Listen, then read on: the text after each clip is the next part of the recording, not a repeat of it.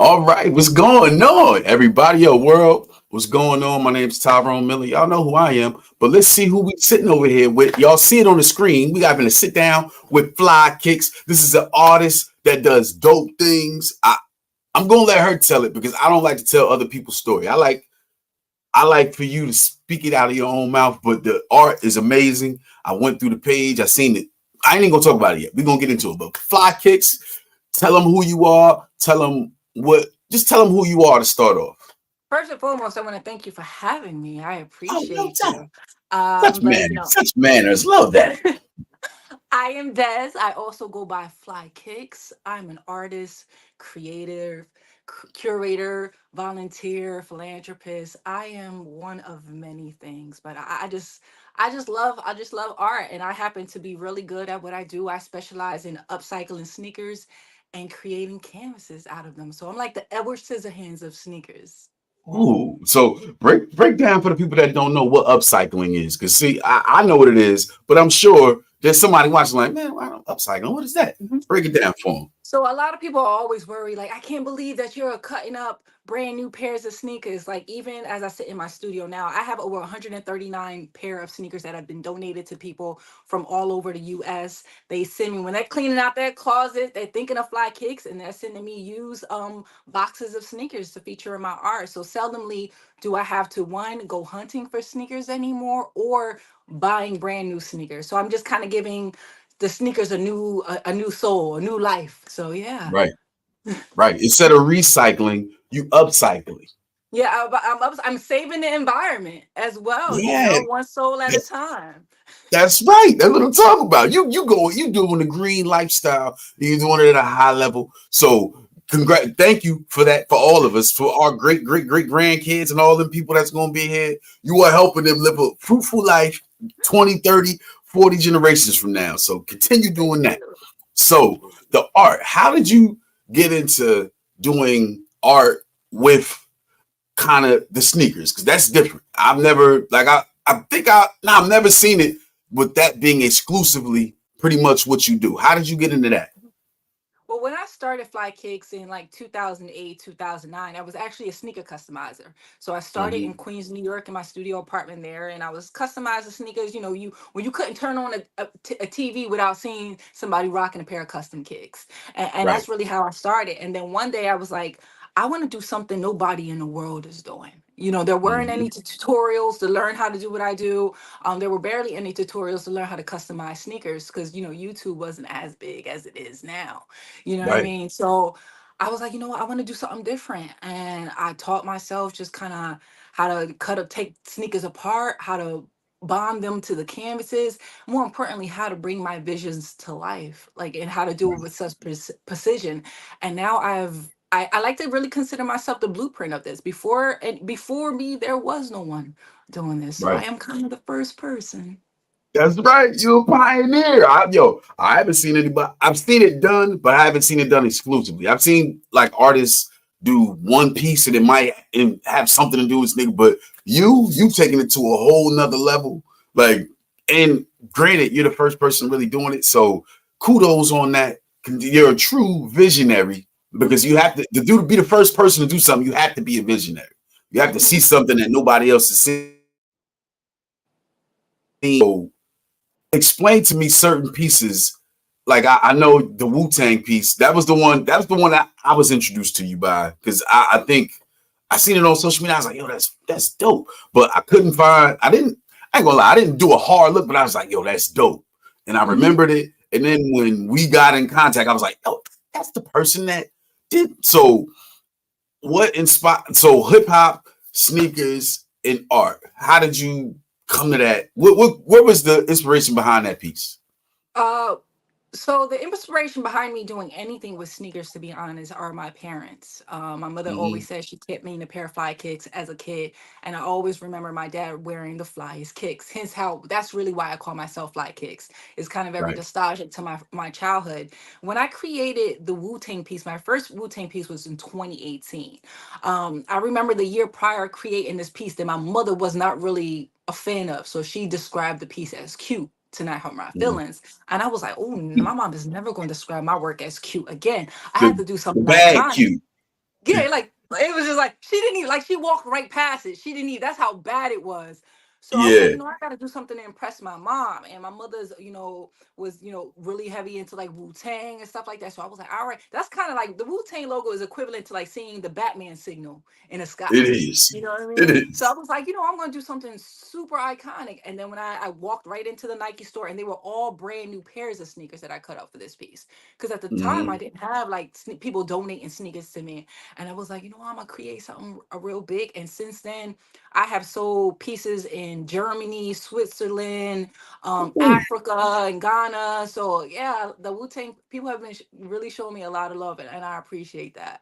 Right. Well, so would you say that was your first, like, the piece that garnered you the most attention?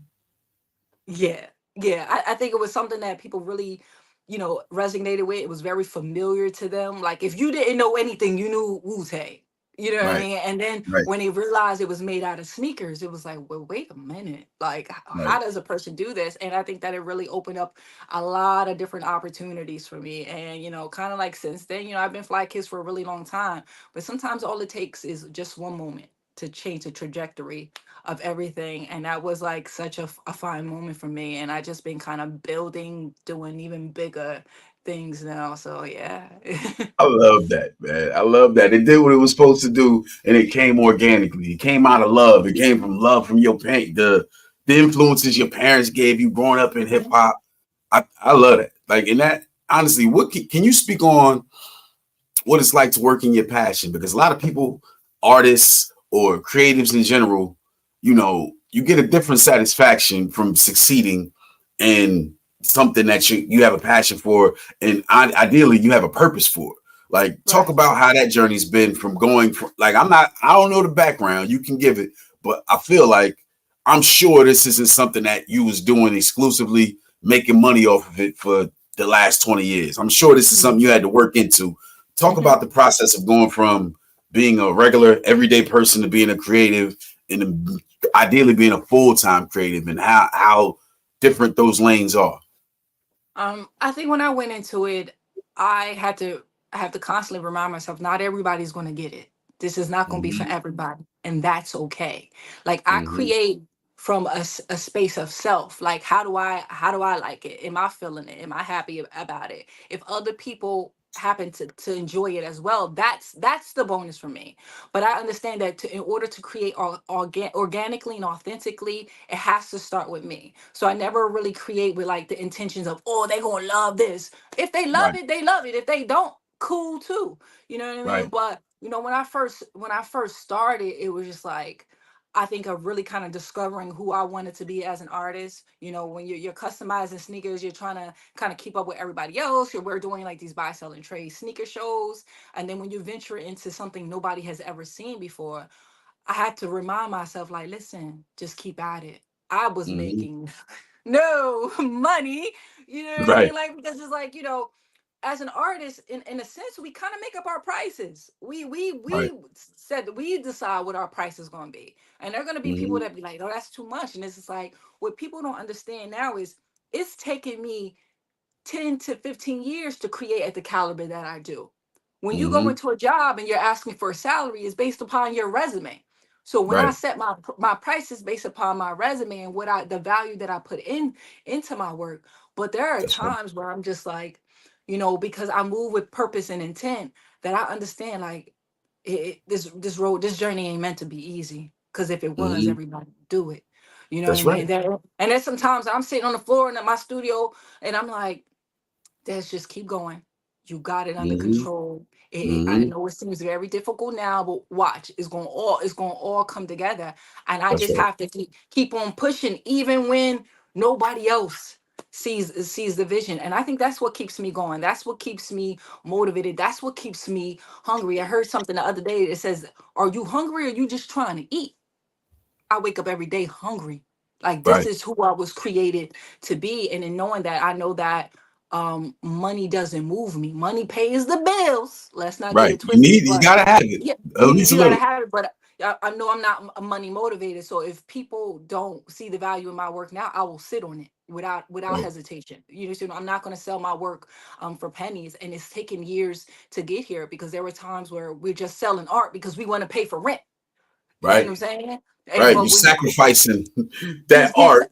you sacrifice it, and then Yeah. like you it messes with your creativity as well. So I don't create from a standpoint of being starving. I'm not a starving artist. There is Right. nothing starving about me. You know what I Right. mean? So I create from a space where I'm like, I hold on to it. I have other income coming in. I'm fine, and in Hmm. time they will see. But by the time the world catches up, could they still afford it?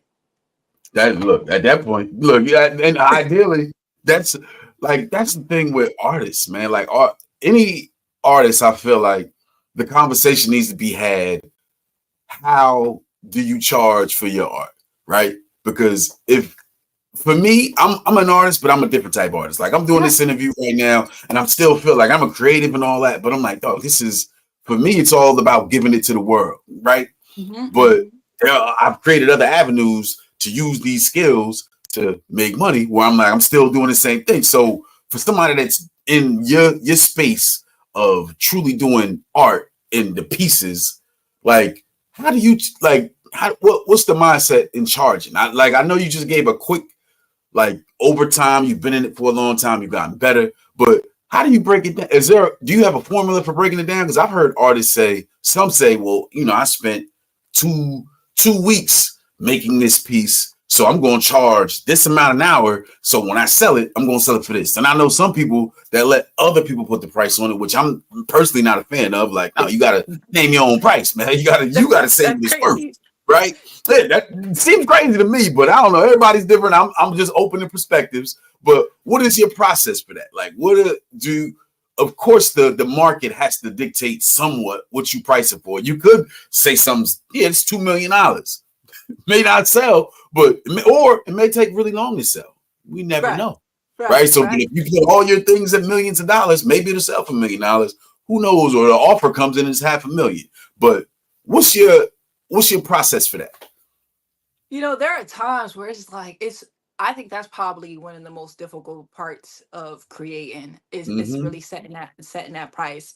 Um, because what I'm not going to do is allow anybody to haggle me over a Mm-hmm. price, like telling me this what it should be. Because if that was the case, they should do it themselves.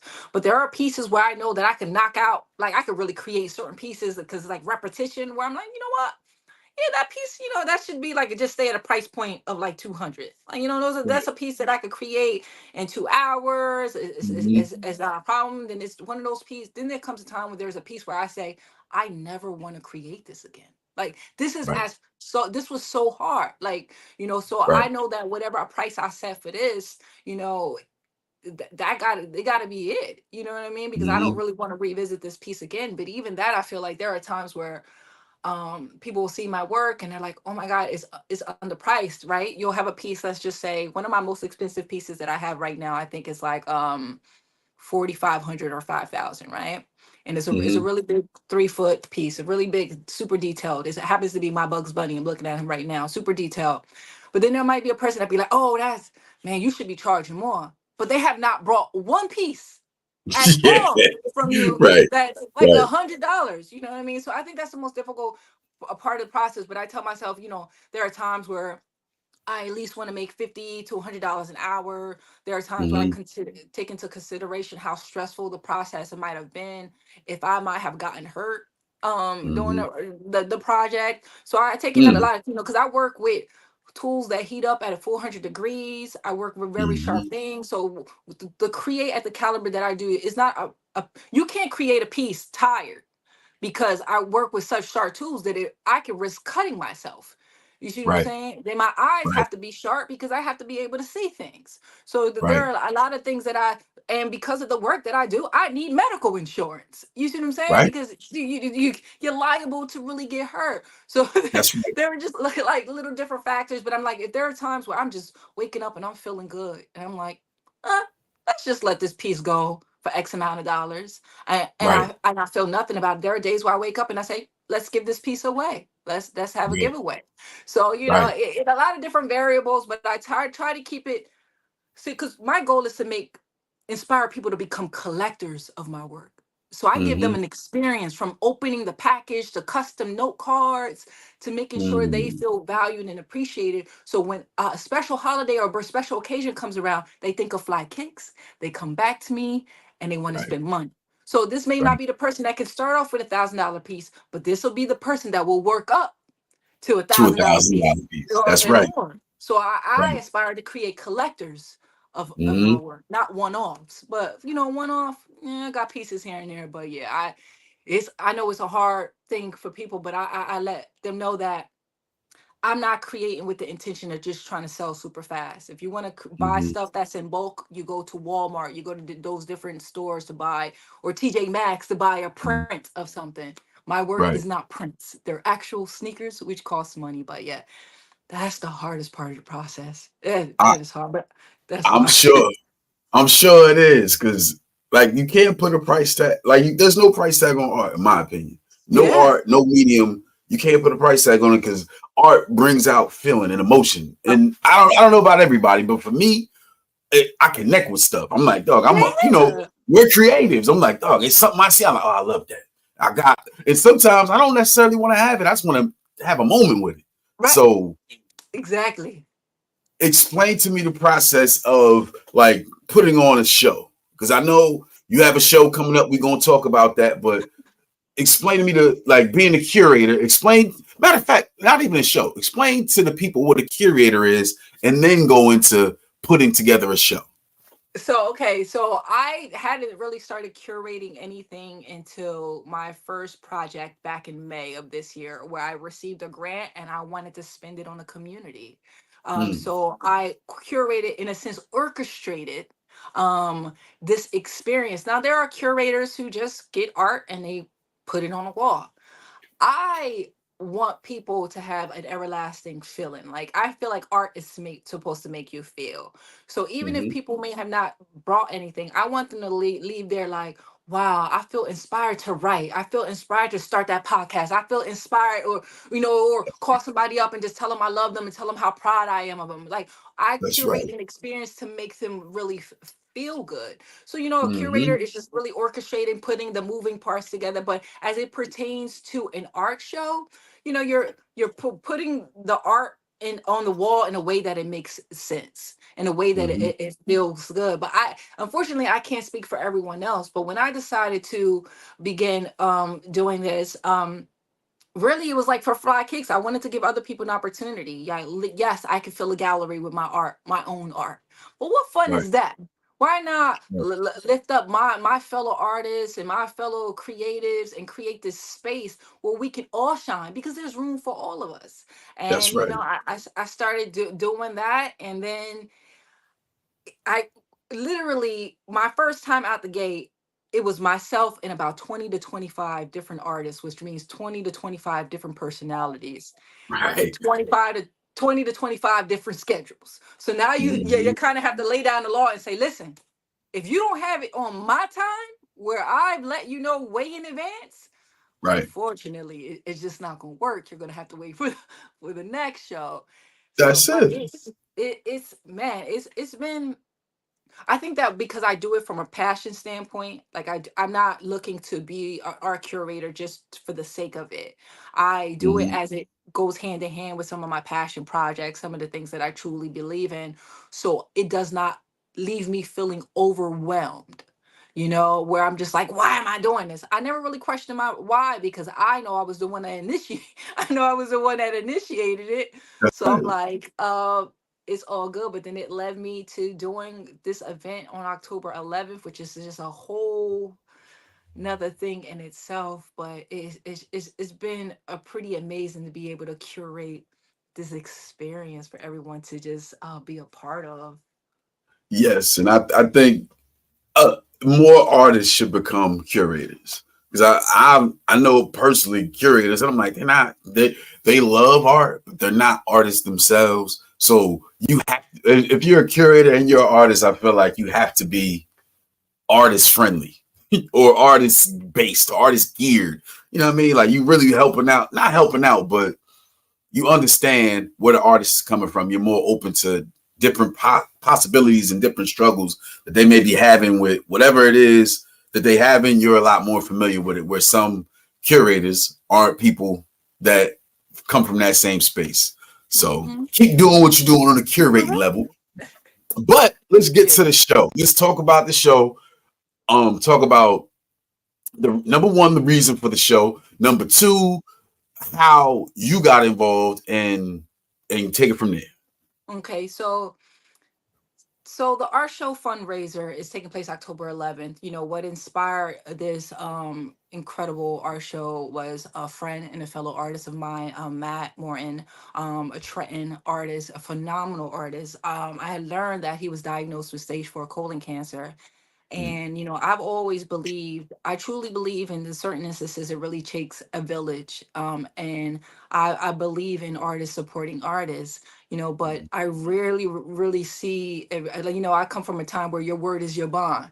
I right. really see many people stand on anything, stand on certain causes. Like, for instance, there are a lot of causes where people are raising money for cancer societies, but rarely do we have somebody within our community that is being affected by a life changing event, and they're Mhm, it inspires us to all come together. So when I realized what Matt was going through, it was similar to my last year. My aunt was diagnosed with stage 3 endometrial cancer. mm. Shout out to my aunt Maddie. And Shout I out to realized Auntie. how hard that process was to watch. Mhm, You see people from a distance, but never in a million years where we would have thought that my aunt was saying, I have cancer. It was like, what? Like, that right, don't even make sense. Like, right, how does that even happen? Like, you right. realize, you think it's sometimes it can't touch you in a way. Like, this Mhm, is for the other people. So, and my aunt is actually only a few years older than me, so we're more like sisters. And to see the toll that mhm, it's taken on her with chemo and radiation, and she was blessed to have us as a support system. Not everybody has that. right. And I was just like, what could I possibly do? What could I, as Flykickz, as an artist, as a friend, possibly to do to be a part of this journey, be a part of Matt's journey? And I Mhm, remember standing outside of War Memorial Building, and I was just like, I had just came off of a big project, and I was told myself I was going to get some rest and just focus on art, my art. And I was like, we're curating an art show. I'll curate an art show. And I had no money, no yeah. idea how I was going to make it happen. I was already exhausted from my previous project, but I was just like, listen, we can curate this feel good experience. It ain't no pity over here. It's prayers. We're Mhm, gonna have a good time. We're gonna uplift, inspire, and instill hope. You see what I'm saying? I want people word. to look at you and be like, wow, look at what this man has gone through, and look how he continues to prevail. Look how his perseverance, and it inspires them in whatever aspect of their life. And I knew That's that right. that was going to be the goal. And I didn't know, like, I do every part of this, every part of, from you're talking about raising the money. I raised the money to purchase the venue, to purchase food. I educated Mhm, myself on what in-kind sponsorship was, because I had no idea about that. I wanted to make it interactive and incorporate raffles. And then I have, as the process, as a journey, and continue to just expand. I just been blessed to cross paths with people who believed in what we were trying to do, who wanted to support Matt as much as I want to support him. And mhm, a lot of people were like, listen, they were donating their services. Like, hey, we'll make cappuccinos, lattes, and all this stuff for free for the guests. We'll word. make fresh juices for free. We'll do balloon arrangements to enhance this experience. And it was like, I'm living proof that it takes a village, A and the village. village we're assembling like the Avengers, and Yeah. and it's Former like incredible Voltron. feeling. Yeah, Yeah. and it's like, it's don't get me wrong, it's a lot of hard work to, Mhm, I mean, to do everything from beginning to end, as far as even designing flyers and printing things and being in contact with multiple people. I mean, I from any day from 7 o'clock in the morning to 1 o'clock in the morning, I am absolutely consumed with this, because it's a choice that I've decided to make. And I'm just blessed that Matt has been brave enough to share his story and allow us to be a part of the mhm, journey. Because as a man, as as a black man, the black man carries the weight of the world on his shoulders, and you're not Mhm. expected to be vulnerable or to ask for help. So to have to push your pride aside is pretty brave, and it's just like, wow, thank you for letting us all be a part of this in some way or fashion. Absolutely. Like showing vulnerability as a black man is a superpower. You don't see it all. Like it's a beautiful, but when you see it, it's a beautiful thing, and it Mhm. pulls you in, and it makes you want to do anything you can to help. And you know, like I started following man. I think it was Saturday. The day we talked I Mhm. was following him immediately following that. Bro, Danny brought tears to my eyes. I'm like, yo, this dude. I met him. Met him as a smaller guy, but I seen him. I was like, oh, and everything just happens for a reason. And I'm glad to this is small, but it ain't small for me. I feel like it's big, but the event, talk about that the 21st, tell them where it's at, all the specifics, because I ain't even getting into how I feel. It ain't how I feel is secondary. So the event takes place Friday, October 11th. It's at Mercer County Community College, the James Kearney Campus Gallery, right here in downtown, in the downtown Trenton area. And man, we're asking for those that are 18 and over to pay the $10 admission. All those that are under 18, it's free. It's just to be able to guarantee a donation, because all of the proceeds that we raise at this event is going to be gifted to Matt. That's what's so exciting about this. It's a solo exhibition of Matt's work. Like, he's been creating a new collection of work. Despite the chemotherapies, that's there are some days when he's up for whatever, as it pertains to what he's going through. His up is not my up. You know what I Right. mean? And just be continuing to 100%. push. And man, he's just been creating this incredible body of work that everybody gets an opportunity to experience. We're going to have complimentary food and non-alcoholic beverages. We have small businesses coming out and donating their services so people can have just enjoy all of this. So when you think about it, it's like you're getting this entire experience and all this stuff for free. We're only asking for you to make a donation admission at the door, but we also encourage people to donate a little bit more, because this Right. all of the proceeds does help with cancer treatment, because as you know, those medical bills can be intense even That's right. when you have insurance. We're not talking about a regular doctor's visit, you know what I mean? So Hmm. it becomes a different conversation, and is being able to uplift someone within the community, someone Hmm. that we're not just donating to a charity, we're donating to a person that we know can really benefit from this. And more importantly, we want people to just, it's like you're coming, you're networking, you have a good time. We're going to have a DJ as well. So Hmm. I listen, I've only had 2 months, less than 2 months, to make this happen. So it was just the hardest project and event that I put together of my career. And but it just showed me that we are capable of any and everything. We wouldn't have been assigned a task if the big guy didn't think we was worth That's it. right. You see what I'm That's saying? right. So Yeah. I know that whatever I am tasked with is because I am more than capable, and I'm equipped to do it. And this is what this is, has taught me. So we just hope everyone to come out, support this incredible cause, learn more about it on my website, iamflykickz.com. But I talk about it a lot in a lot of different ways on my Instagram as well. So we just putting it out there. But October 11th is gonna be something Yeah, it's gonna special. be a And beautiful thing. I oh, can't wait. I'm excited. I mean, like, I'm winding down to these last few days, because I tell myself to just live in a day, maximize a day as much as possible, because when you think about, Mhm. you only have 18 days or whatever it may be, it's like, oh man, how can I accomplish it? But when you think about things in a matter of hours, it's like, wait a minute, I got time. I could do this. Right. All I gotta do is prioritize and organize. That's it. It's a lot of work, but it is always worth it. Duh, when you working from a purpose-based standpoint, all the work is well worth it. All the time is worth it. The sacrifice is worth it. So, as the community, I want to commend you personally for coming on and not having a vision for this event. Like, this beautiful. That's what it's all about. We got to take care of each other. So, Mhm. and we got to do it as a community. And that's what you're doing. Like, so anyway, like I said, I'm going to be there for anybody watching. I'm going to be there. I'm donating something. I'm trying to buy me a piece of art. So, will there be pieces of art for sale at this event? So everything. So we rented out the gallery. All those art pieces are for sale. All the Hmm. future Matt's work are for sale for purchase, and people can take them at the end of the show. So they're making we're processing the sales right then and there.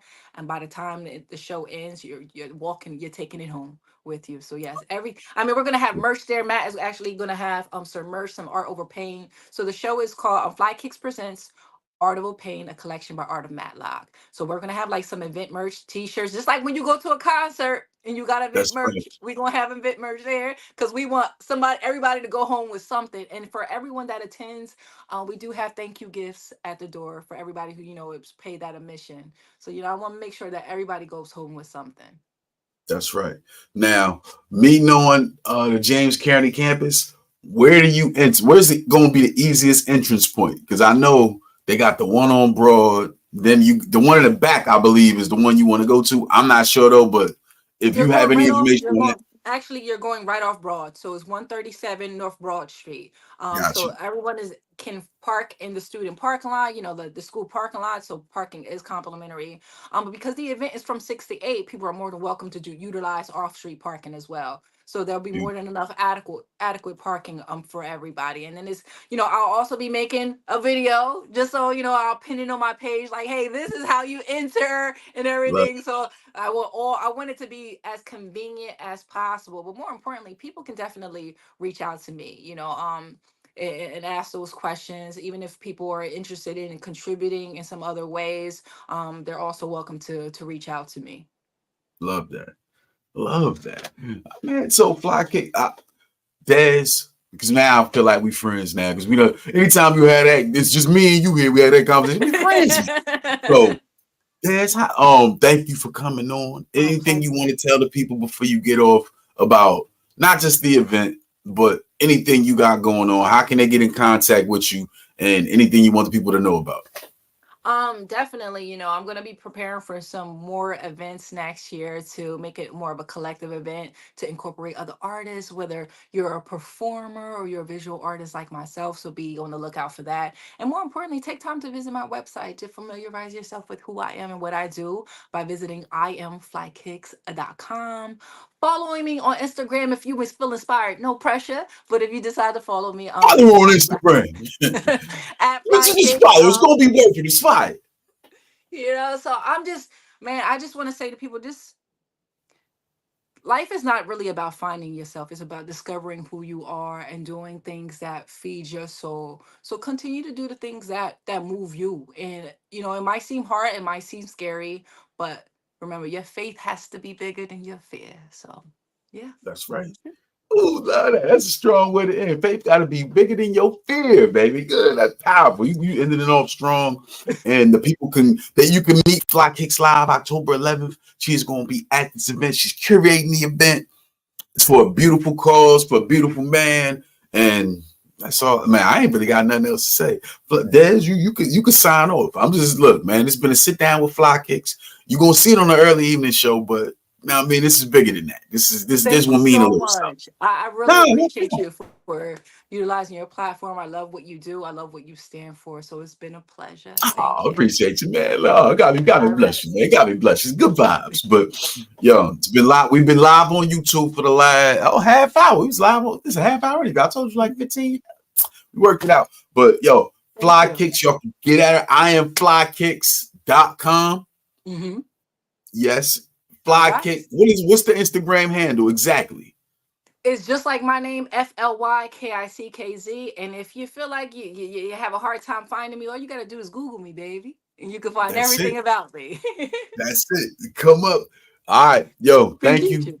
you. All right. Um, we clicking off the live All right. and bam.